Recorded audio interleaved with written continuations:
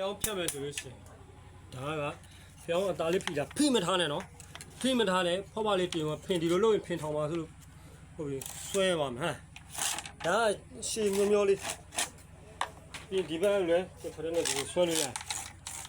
ဟုတ်ပြီနော်ဒါ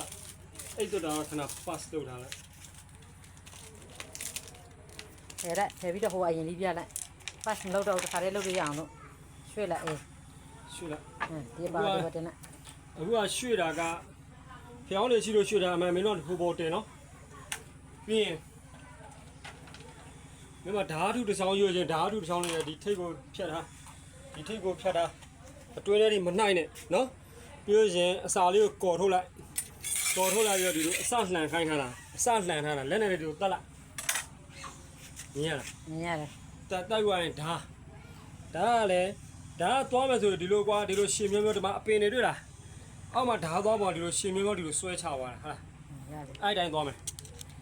အဲ့တိုင်းသွားမယ်ဆိုတော့ဒီမှာဓာတ်ထည့်လိုက်ပြီရှင်မျိုးမျိုးဆွဲချသွားမယ်ချက်ပြီးသွားပြီမလားလက်ထိုးလိုက်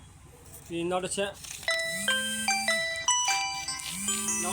ဟုတ်ပြီနော်ပြီးခွာ